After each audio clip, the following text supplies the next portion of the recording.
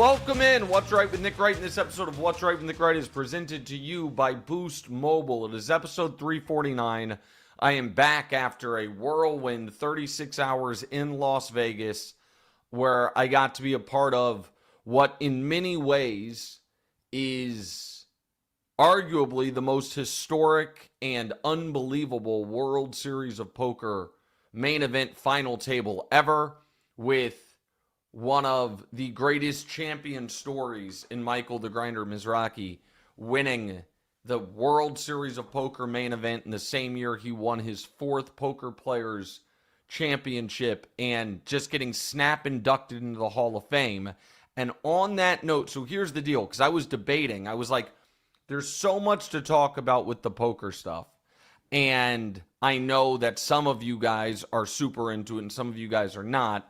But it would have been really cool to be involved in any World Series of Poker main event. But as it happened, as it turned out, if I could have picked any of the last 20 years, as far as interesting, amazing storylines, historic, all of it, the number one draft pick is the one that wrapped yesterday. And I was there and a part of it, and it was truly unreal. So I want to give that event its own show. And Damonza, good to see you. We, for the second time ever, and I'm not going to say who it's going to be, but for the second time ever, we are going to have a guest on the show. And I've decided that our standard, because we had Lil Wayne on early on, and Lil Wayne is certainly in the argument for greatest ever at what he does or greatest living at what he does. So I think, at least for the time being, because the person we're having on tomorrow is in the argument for greatest living and or greatest ever at two different fields, at two different things. And so he will join us live from Las Vegas tomorrow. If you are a big poker fan, you probably have, and you can put in the comments who you're guessing it is. There's really only one person who fits that bill that might be the GOAT, not just in card playing, but in something else as well. That person will join us for a full World Series, and here's a hint on who it might be. Also, a little Pacquiao fight preview, as I believe this person is also in the discussion for world's preeminent boxing expert. He joins us tomorrow. So we will do a full World Series recap, storylines, discussion with our second ever guest on What's Right. And again, part of the reason I'm not saying who it is to keep up the suspense. The other part of the reason is because his commitment on when I was like, hey, let's do it tomorrow, it felt like a loose commitment, and I am now making it a hard commitment. But one of the GOATs, if not the GOAT, will join us tomorrow on What's Right with Nick Wright, break down the World Series of Poker and talk a little boxing. In the meantime, how are you? I'm doing pretty good, Pops. How are you doing? I'm doing well. I don't know if Damonza's mic's a little low, at least in my ear it is. So if we can boost that up a bit. Speaking of boost, straight to voicemail, brought to you by Boost Mobile. Speaking of Lil Wayne, one of our guests, he's going to walk out with Dustin Poirier. Pardon me. Poirier. What song you think he's going to be playing? I don't know, but I am so frustrated that I have mispronounced Poirier's name 3 times now. I did it in one of our ad reads once, and it's not a tricky pronunciation, but I got in my head once I mispronounced it. No, Poirier. See? The back end of it is what's supposed to be tricky because it's French. No, EA. Poirier. Oh. But I'm screwing up the front end because I'm thinking about the back end. My apologies. Caitlin Clark, this is now concerning, the amount of lower body, dings and issues she's had this year. Injury prone, I'm not ready to put that label on it yet, but I am ready to say this year might be derailing due to injury. And I think that's a concern for her and obviously for the Fever and a little bit for the league. And then also they're, missed the cut. Noah Essengay just getting absolutely posterized and then getting the meme treatment and all of that. I mean, it's the face is what really just kills it. And this is for really, what I'm about to say here is really just for the First Things First production room that is watching this pod live right now. Kind of looks a little bit like elite producer Ramsey. Ramsey,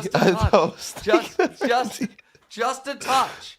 Especially when Ramsey sometimes has the braids too like that. Yeah. Like I'm just saying, just a little bit. All right, Damonza, let's get to the show a few minutes in. Go ahead. So the yearly top 10s have come out. First off, we've got the quarterbacks. So executive coaches and scouts all vote on this.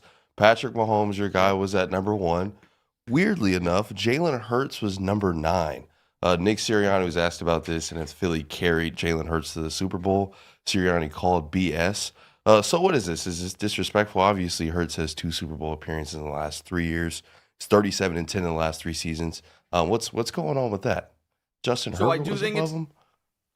So I do think it's disrespectful. And I think that people have to be willing to move their opinion based on things that happen after you have formed your opinion. Like, it is totally fine, and this is maybe self-serving of me to say because I'm going to describe kind of my opinion evolution on Jalen Hurts. I think it is totally fine to be like, listen, there were times last season that I thought the weak link of the Philadelphia Eagles offense was their quarterback. That was actually that exact opinion of mine. It was the subject of the animated, more than a little awkward conversation I had the night before the Super Bowl or 2 nights before the Super Bowl, one of them, with Jalen's mother, when she confronted's probably too strong, approached me, and I at first didn't, if you guys didn't hear the story, we were at a Super Bowl party.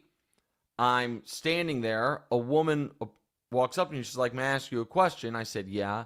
And she was like, why do you talk so bad about Jalen Hurts? And then I'm like, well, I don't know that I talk bad about him. And she's like, no, you do. And then, I give my defense of my takes. She comes back. And then about 6-7 minutes into it, I say, Miss, may I ask you a question? And she said, yes. I said, are you Jalen's mother? And she said, yes. And I was like, oh boy, we're in a trickier spot than I had thought. And one of the things that I said to her, I was like, listen, I want you to know the things I have said and the things I haven't said, right? For good or for bad. I was like, and something I have said that I'm sure you would think is totally unfair is I did call him the weak link of the Philly offense. I was like, now, contextually, you should know, I did say that within the framework of they have a top 3 offensive line, a top 3 receiving core, and a top 1, but top 3 running back. So if he just simply is not a top 3 quarterback, in that framework, he would be the weak link because everyone else is. So it wasn't that I was calling him the weak link of a bad team. However, I was saying last year that I thought they were going to get in a spot, Damonza, when they had to throw the football, and they weren't going to be able to throw the football. And I would have last year had Jalen Hurts pretty firmly outside of my quarterback top 10. I absolutely would have. I don't think it is at all contradictory to then say, but then I watched the NFC Championship game and the Super Bowl, And his performance in those 2 games by itself made me totally reevaluate. And his consistent ability to play his best in the biggest spots, which is the most valuable trait a quarterback can have, made me reevaluate. And so I think people far too often get tied and married to their prior opinions. Cowherd's the best at not doing this. And, shamelessly is the wrong word, but almost like he will have a adamant, strong, vociferous opinion, and a week later be like, change my mind. New information. Right, and that's new what information. He said. He's like, I got new information. And I think that, so again, we've got to be careful about what we've said and whether, so if I said, and I did not, but if someone has said, I'm telling you, this player will never be a top 5 quarterback, then it is a little tougher. You can still come back and be like, I was wrong, but it's a little tougher. I don't think people at this point are fairly evaluating Jalen Hurts based on his ability to play his best in the biggest spots. And I think that should, whatever credit that people want to take away from him, I think fairly, because he is not a guy that over the course of a season, if you built the offense around Jalen Hurts' passing game, I don't think you'd have an elite offense. I do think that's fair to ding him for. I don't think that the negative credit he gets for that, what I believe is a fact, should outweigh the positive credit for the fact that we've seen him now on 2 deep playoff runs, and you can't point to a single game on those 2 deep playoff runs where you're like, Hurts wasn't good enough for them to win. Hurts didn't do enough. You just can't. And he had to go 2 years ago toe-to-toe with Patrick in a Super Bowl.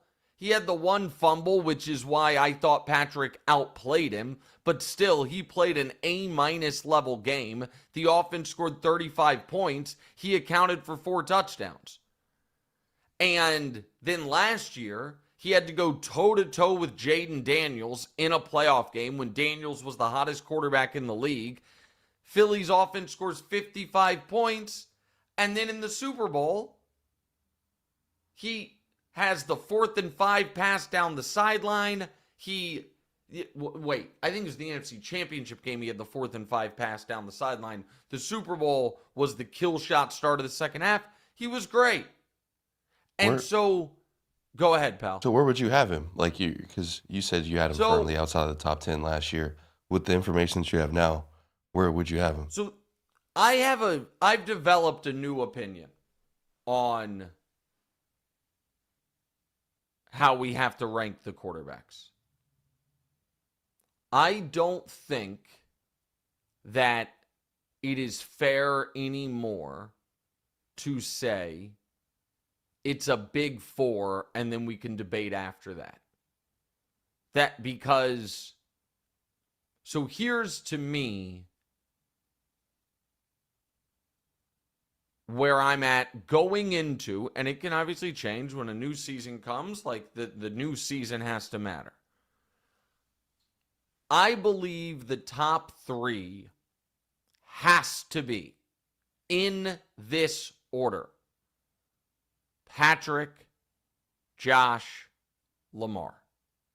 I think that is the only, because what is the knock on Lamar? And at this point, there's only one left. He does not play his best in the postseason.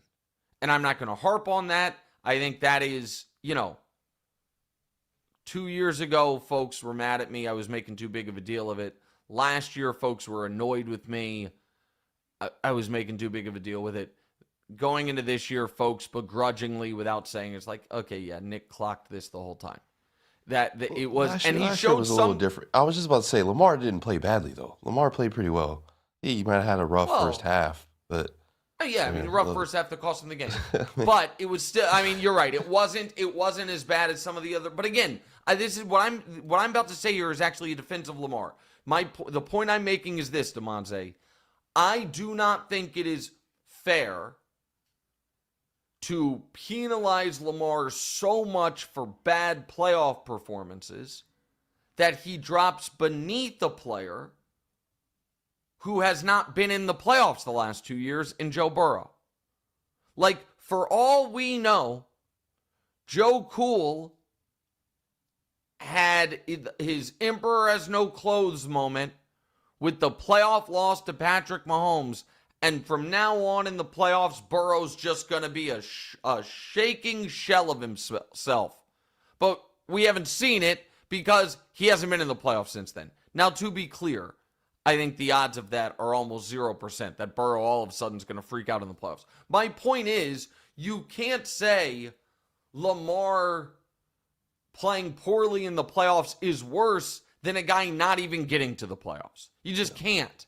And one of the other reasons that 2 years ago I had Burrow ahead of Lamar firmly was Lamar's injury risk. Lamar the last 2 years, aside from his annual bout with the flu, a little cold. Lamar's been incredibly durable, and Joe's missed time and been banged up. So I think it has to, and I don't think I need to defend Mahomes being number one, but the argument against him is he hasn't had the last 2 years gaudy regular season numbers. The problem is anyone you want to put up against him, he then has played in the playoffs and thoroughly outplayed and beaten them. So it's not just his team has won. He has played better than Josh in both the playoff games the last 2 years. He has played better than Lamar. So it's just not, Mahomes has to be one. I think Josh right now, Damonza, you're the Lamar guy. Do you think it's fair to have Josh too? Yeah. Yeah. I do. I think it's fair. I think it's pretty close, but yeah, and then Lamar after it's Lamar fine. And we just beat him in the playoffs, so it's right. And Josh won MVP. Lamar could have. That's where. So here's my point, and the reason I said all of that. I think it is fair if somebody says Joe Burrow's 4. By the way, I probably agree with them, for the record. But if somebody says, Damonza, Jalen Hurts is 4, and what you're losing in the prolific stats Joe Burrow gives you, you're adding in toughness, availability, the tush-push, and huge playoff moments, and Joe's biggest accomplishment ever is being 1-1 against Patrick in AFC championship games, and Jalen's 1-1 against Patrick in Super Bowls. So the point I'm trying to make is when you say it's a big 4, you're saying you can't argue anyone outside of that top 4 is better than anyone in it. And I don't think you can make a credible argument, even with all the flowers I've given to Jalen Hurts right now, that Jalen's better than Lamar, Josh, or Patrick. I do think you can make an argument over Joe. And I love Joe, but he starts years slowly. He does have, now Jalen has this as well, obviously, embarrassment of riches on the outside catching the ball. And I do think that there is he probably has the fact that Josh, Patrick, and Lamar are three of the most dynamic and successful rushing threats the position has ever seen, has to count. And people might say, Nick, Patrick's not in that class. Not in the regular season. But if you look at quarterback career yards per carry, playoff rushing yards, playoff rushing touchdowns, if you remove kneel downs, Patrick's right there. And he's had iconic, so he's kind of more tactical with it. Choosy. With his runs. Yeah. Say it again. He's more tactical with when he chooses to run. Well, and I just don't, he's not as fast big as Lamar, spots. No. And he's not as bruising and big as Josh, so he has to be more. So here is what my rankings would look like if I were doing it. I would go 1 Patrick, 2 Josh, 3 Lamar, 4 Joe, 5 Stafford, 6 Jalen Hurts, 7 with an asterisk of it's probably too early, but I give it to him, Jaden Daniels.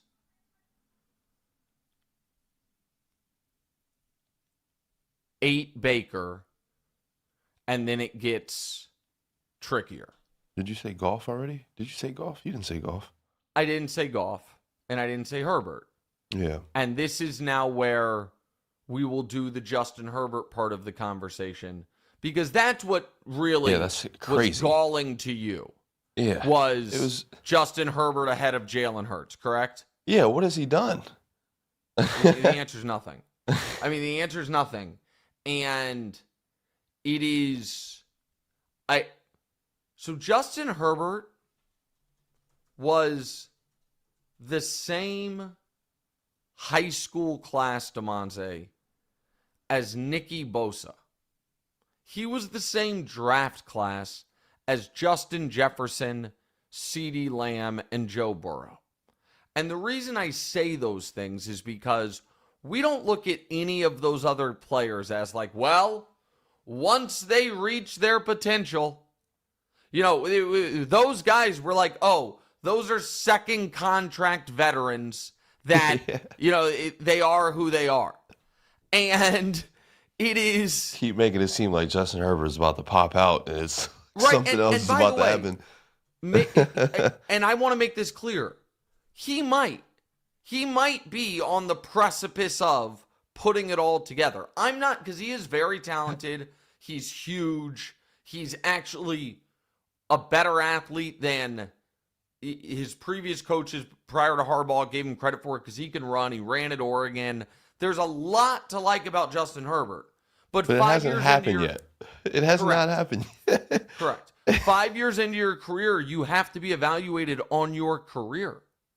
Like, and Justin Herbert, it is, and this is where having him ahead of Jalen Hurts is, to me, really, really unfair. Jalen Hurts has repeatedly played his best in the biggest spots, and Justin Herbert has repeatedly played his worst in the biggest spots. And people will say, Nick, a lot of what you're talking about here is quarterback wins. It is not. And I want to get on the record about this, by the way.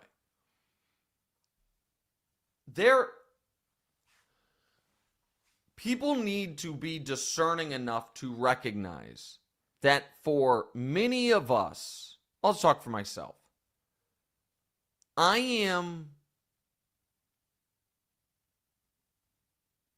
the pushback on quarterback wins is,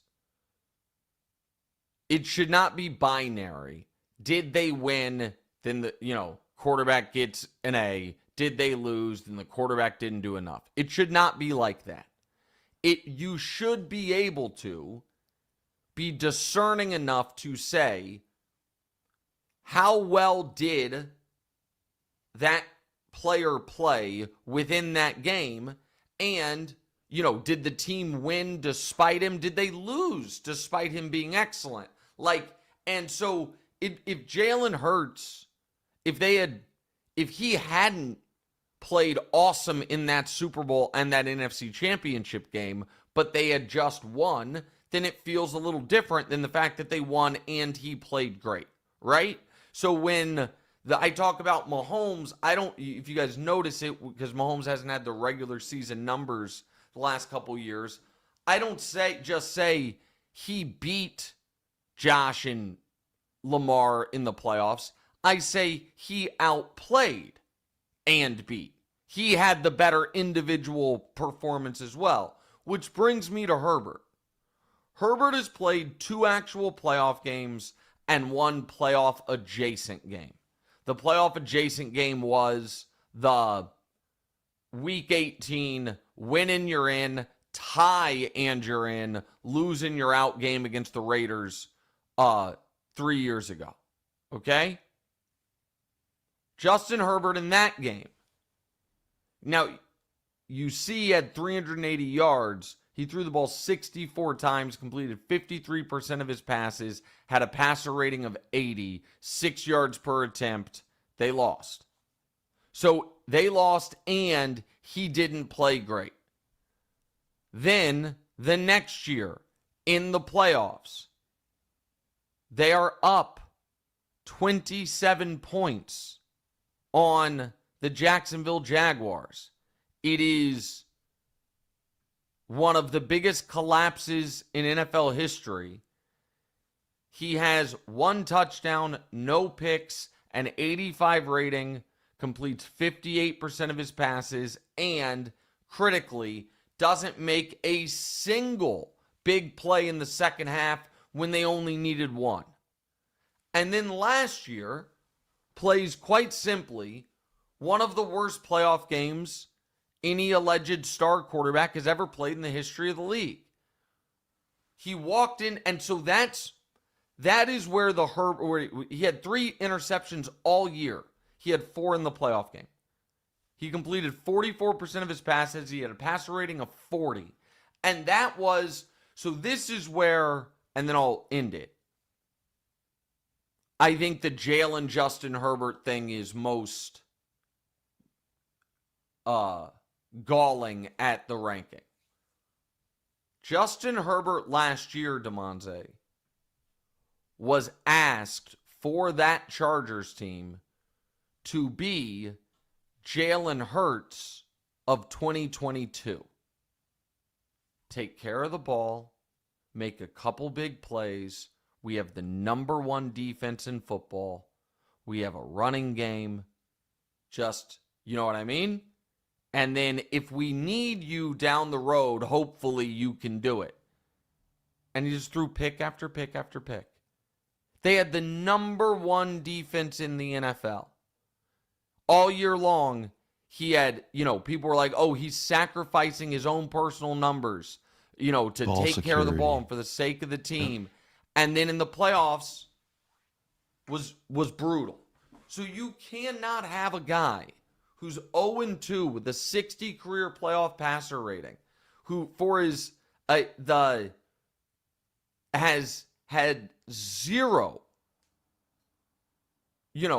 oh my God, high pressure. Well, I shouldn't say high pressure, but doesn't have, the old cowherd thing about Tatum. Close your eyes and what do you see? Like, what do you see when he's Justin Herbert, huge moment? He can't be where he is on this list. Hurts and Tatum are a little similar. Victims of their roster. I don't know. It seems like. Maybe.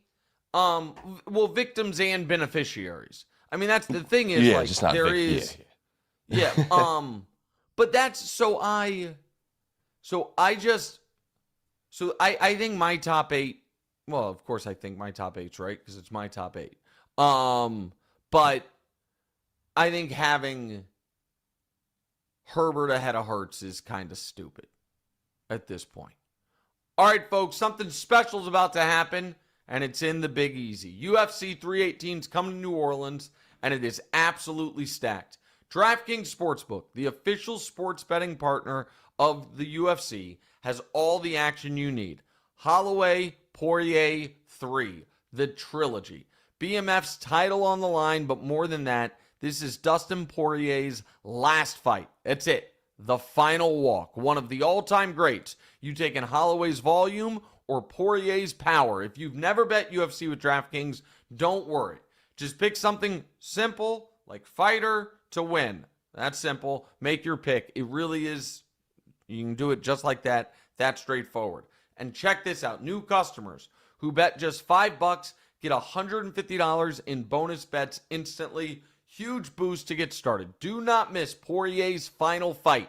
Download the DraftKings Sportsbook app now and use code Wright. That's code Wright, WRIGHT, for new customers to get $150 in bonus bets instantly. When you bet just $5, only on DraftKings, the crown is yours. All right, Damonza, let's get to the wide. And so it should be noted real quick, because we wouldn't do this much time on these lists if it was just like a writer or a website's opinion.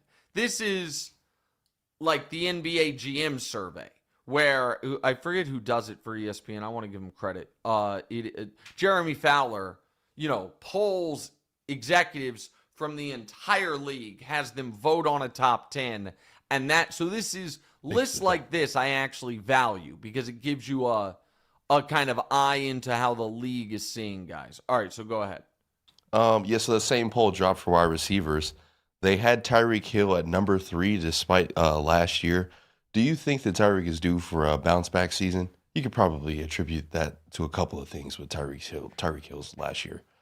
Like he didn't really have the best quarterback. But the question is, are any of those things going to be different? Right. You know what I mean? Like you could attribute them to the quarterback personal stuff.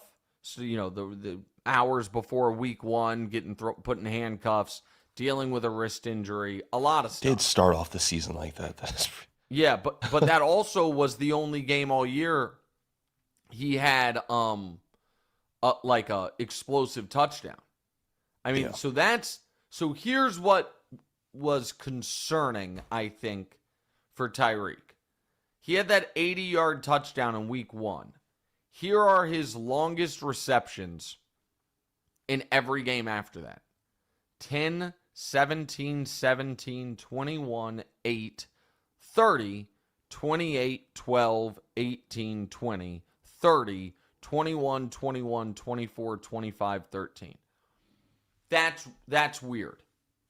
For Tyreek to have one play all year longer than 30 yards is not touchdown longer than 30 yards, just play longer than 30 yards. That is a rarity, right? We've never seen that from him in his career. And he was coming off arguably the best year of his career. 1,800 yards, 13 touchdowns, despite only playing 16 games. And so, gun to my head, Damonza, I still, if you were saying, take any receiver you want in the league, and Justin and Jamar are gone, I'd still take Tyreek. Yeah, I don't hate him being at the 3 spot, 100%. Yeah. So, but I have my antennae up that last year might not be the fluke. That last year might be the norm at this point in his career. It's certainly on the board. I think that's... The end of the year was pretty weird with Tyreek Hill and the Dolphins. Yes. There also is that. Internal stuff. Correct. There also is, does he want to be there? Though that piece of it, which I think is not nothing, right? Like that is a real factor, and is Tua, going to be good? I think that's, those are all real factors. I was personally, and I want to get your take on this, Damonza, very surprised that Justin Jefferson was not number 1. Wasn't one? Yeah. Same. Yeah. Yeah. I thought we all just kind of acknowledged, well, he's obviously the best quarterback. I'm sorry, the best wide receiver. Yeah, and I think that and I know Chase had listen, Chase won the receiving Triple Crown. I get that. Justin Jefferson was the centerpiece of an offense quarterbacked by Sam Darnold that won 14 games, and he was, to me, it's pretty clear Justin Jefferson's the best receiver in football. And it's no disrespect to Jamar Chase. I was very surprised that, and maybe I shouldn't have been because Chase had such a great year. And by the way, I think Chase is phenomenal. You think that both of these guys, yeah. I would just have right. It would have been Jefferson 1, Jamar 2, Tyreek 3. And I think that's fair. I mean, and then after that, I think it is a debate. They have CD 4, AJ Brown 5.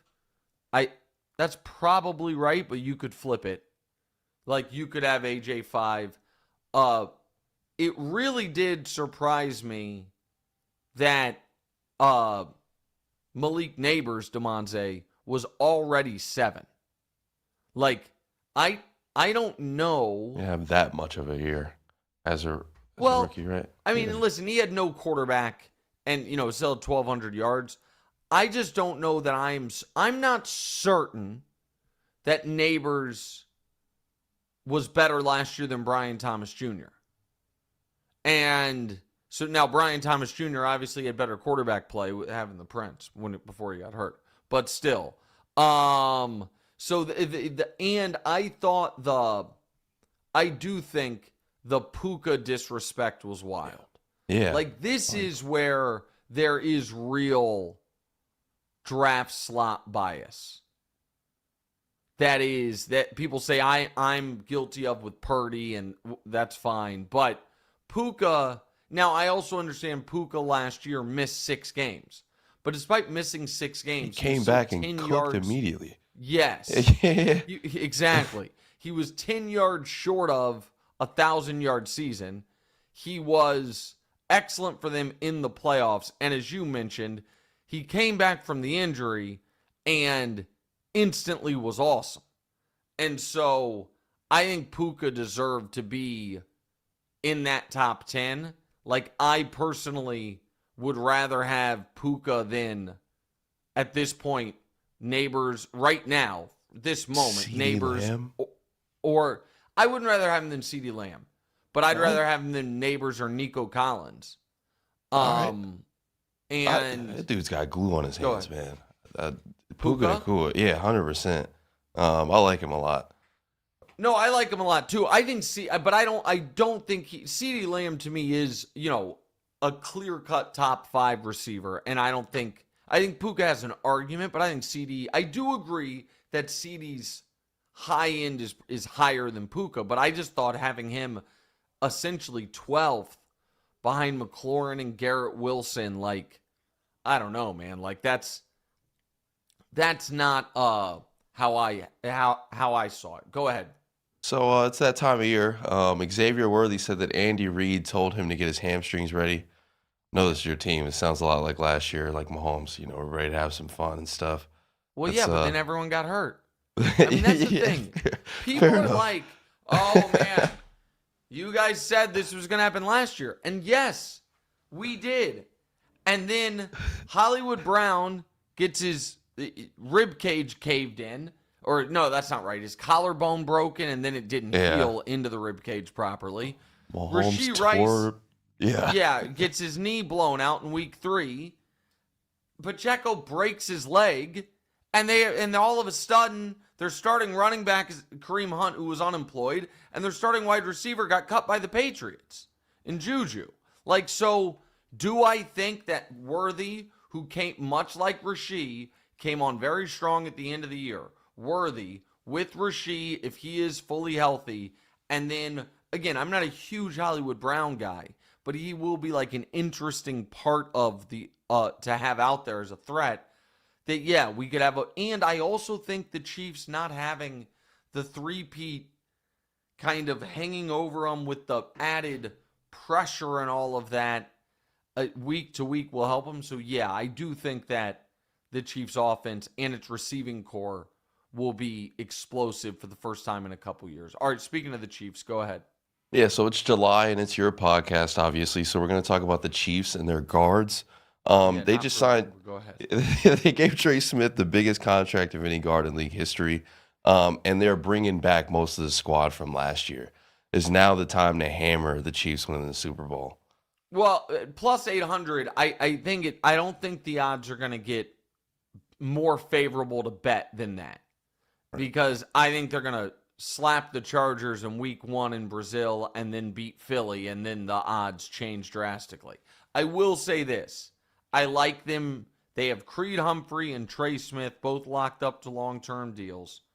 They believe they took their left guard of the future, Kingsley Suamataia, in the second round last year, and they think that they got an absolute steal with Josh Simmons out of Ohio State as their left tackle.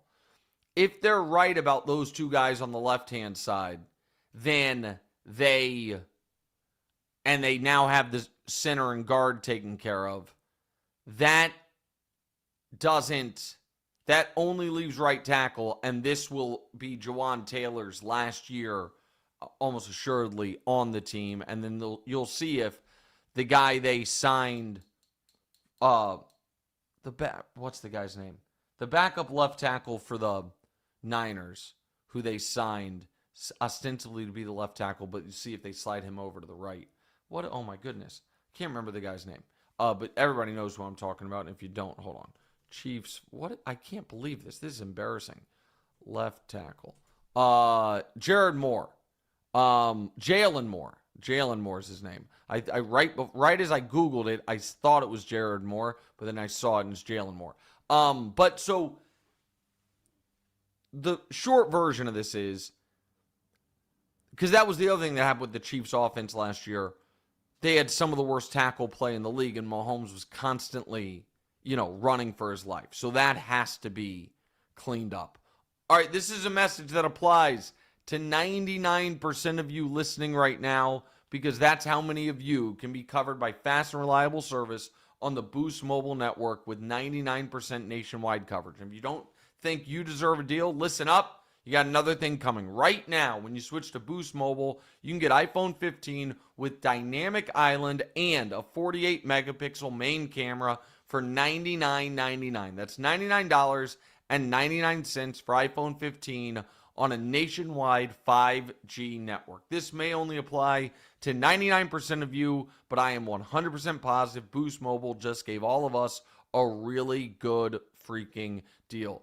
In-store offer, $35 device setup fee may apply, requires credit qualification, ID verification, and activation on $60 plan. Taxes extra, 5G speeds not available in all areas. All right, reminder everyone, like, rate, subscribe, review to the channel on YouTube and on Spotify, on iTunes, all that. Let's do the Bengals story real quick and then get into these quarterback battles. Bengals first round pick Shamar Stewart has still not signed his deal. There's reports or rumors, I should say reports. He's been working out with A&M, and it's possible that he might opt out of playing with Cincy. What's going on there? Yeah, listen, I don't think he's going to opt out of playing for Cincinnati and re-enter the draft. My guess is he ultimately does blink on this, and the weird contract language they want, my guess is he'll give it to him, because financially it just can't make you. It's so easy to fall to the second round, and the difference between first and second round money is so big. What it does mean for Cincy, though, is they once again will have unnecessary noise and distraction and nonsense around them going into the season. They still don't have the Trey Hendrickson thing squared away. And Cincinnati's going to be a very trendy and popular Damonza pick for, to be one of the teams that missed the playoffs last year that makes it this year for obvious reasons. They got hot at the end of the year. They have Burrow, all that. I get it. I just don't know why this year will be different than last year. Why it won't be the same thing where they score a bunch of points, they can't get any stops. And and why this isn't going to be for the 5th straight year, a year they start slowly. And so I am not a buyer on the Bengals. I'll give you this right now. Right now, if I were to pick the AFC playoff picture, again, it's July 17th. It's not my official predictions, but if I were to pick it, AFC East winner, Buffalo. AFC North winner, Baltimore. AFC South winner, the Jags. AFC West winner, the Chiefs. With the wild cards being the Raiders,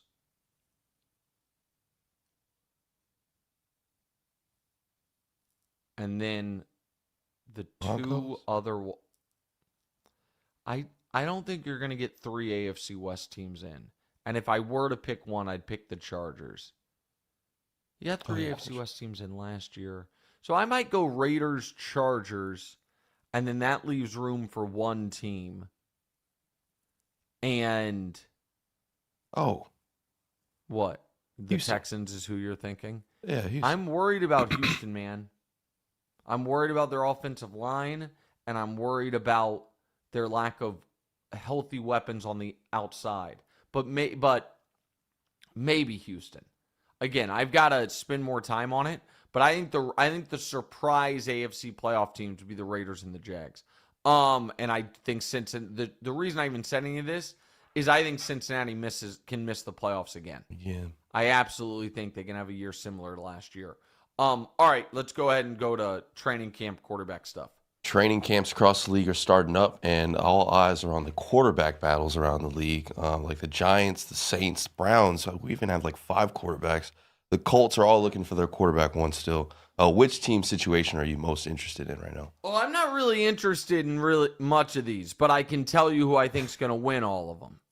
Like that to me is the most interesting thing is just getting on the record with who is going to win it. So in New York, it's Russell Wilson, Jameis Winston, and the rookie they drafted, Jackson Dart.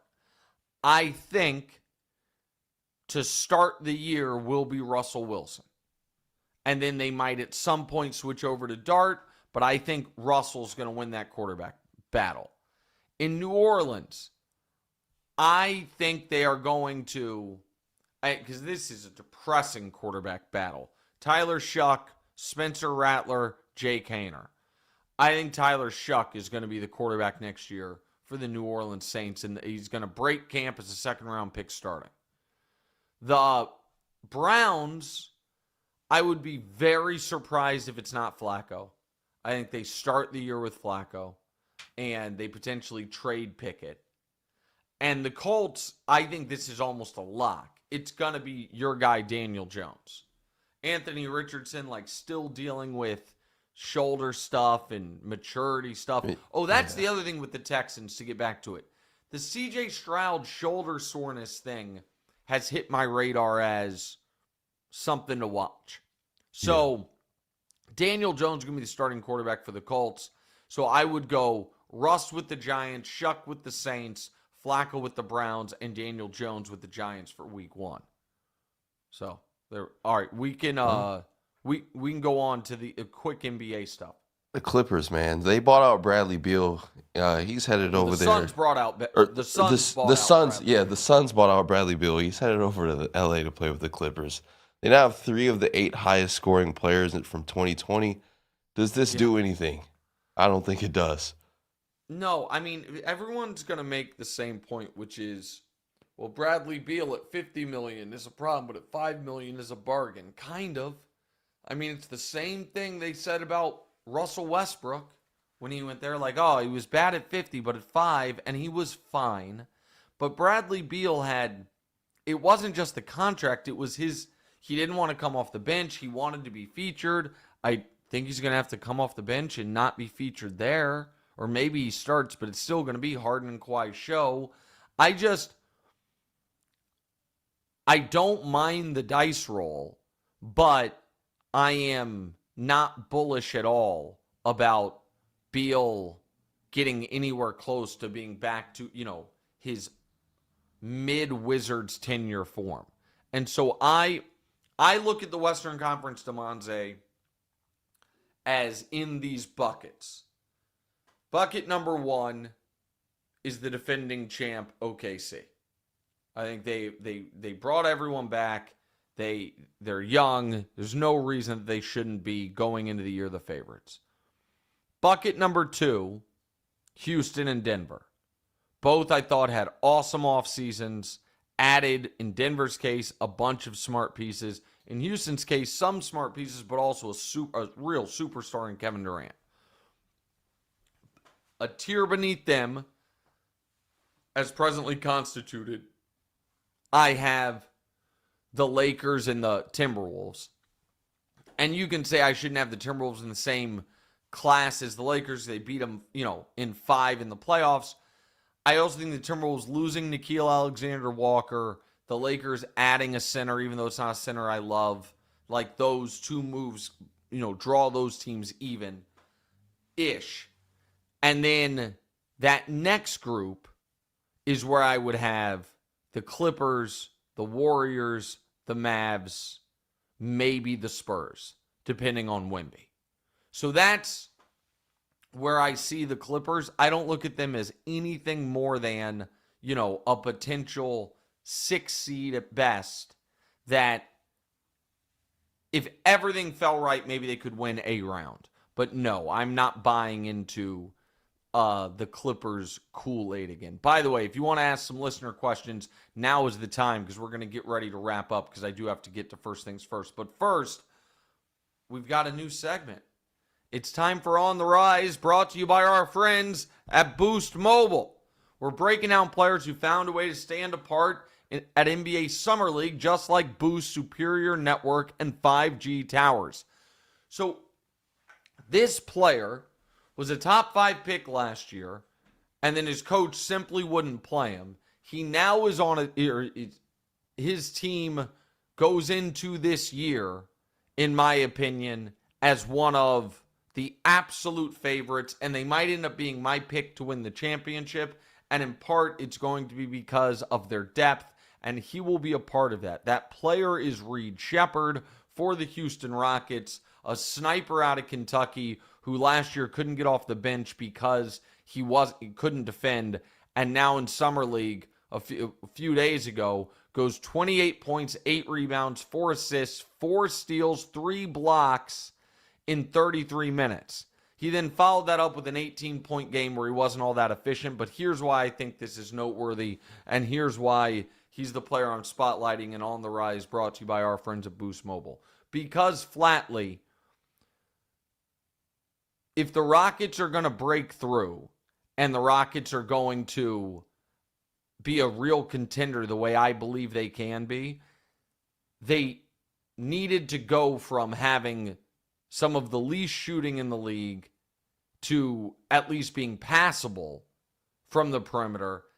And by adding Durant, and if all of a sudden they get real contributions from Sheppard, they could go from a lack of shooting to a surplus of shooting. And so the fact, I love that he had the 4 steals, 3 blocks, because I think what Ime wants from him is just showing effort on the defensive end. And I think Reed Sheppard, who I loved him coming out of college, is going to be a guy who plays some high leverage minutes for the Rockets this year. And you want to see a guy like that dominate when he's in Summer League. And that one game where he had 28, 8, 4, 4, and 3 was enough for me. All right, Damonza, let's get some listener questions, please. Isaiah asked, Jalen gets respect even though he has Avengers, but Purdy gets dinged for it. So this is what is so puzzling to me about some of these people, and I work with one of them, that want us to discuss Brock Purdy as if last year didn't happen. So I just want the games to matter. So, because Wilds always gets mad at me. He's like, there's nothing Brock Purdy can do. And the answer is no. He actually, last year was the opportunity. He didn't have all the Avengers. Guys were hurt. okay, Brock, show us what you do. And he wasn't good. And the team wasn't good.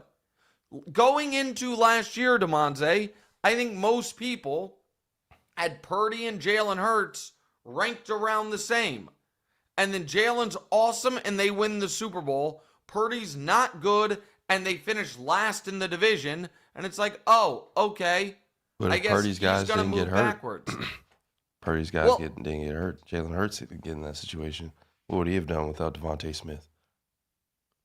So I actually do think that Jalen, because of what he can do with his legs and because he's a different type of player, that he would not fall off in the way Purdy did. Folks for some reason want the fact that Purdy was not good last year to just not count. It's unbelievable. Like I can't believe how many people want, like, this is not the time to come at me about Brock Purdy coming off that season they just had.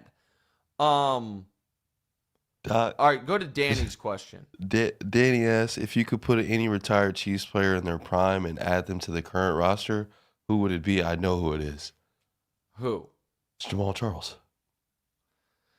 Don't need a running back. The smart answer is probably no. You're right that's who I was gonna say. But that's just because he's my favorite, and he's so awesome. The smart answer though probably is Derek Thomas. If you just bring in one of the greatest pure pass rushers in league history off the edge for this Chiefs team, it would be like adding Max Crosby, a better Max Crosby to the Chiefs. That would be pretty sick. Matt asks Tony G. No. It would be either Derek Thomas is the right answer. Jamal Charles is where my heart is. Go ahead. You can ask the next one, Damonza. Noah Rodriguez. How did you end up hanging out with Speed and Kai Cenat, and how were they? How I ended up hanging out with them is confidential. How were they? They were awesome. Particularly Kai. But Speed was super cool too. But I can't I'm not going to reveal what brought us together in that room. One last question before we go. Matt asks, producer Daniel is watching while playing video poker in Las Vegas right now. Is there a worse use of time in Las Vegas? People love video poker. Some people just play it for the free drinks. I've never dove into the world of video poker. It seems like you can maybe play it for like 50 cents a hand and then you can play it at the bar and get free drinks because of that. So maybe it's fun. I'm not sure. It is 8:30 in the morning out there, but I'm not big on slots and video poker and that type of thing. Not really my thing. All right. Special show tomorrow. Recapping the World Series of Poker with a GOAT. Our second guest ever. That, as soon as I have the exact details of it, I'll tweet them so you guys can have them. Follow us on Twitter, Instagram, all that. Also, subscribe to our YouTube page and our iTunes and Spotify. That way you get the updates when we have them. Thank you to Volume, Blue Duck, DraftKings, and Boost Mobile. Thank you to Damonza. I will see you guys on TV in a few hours. What's right?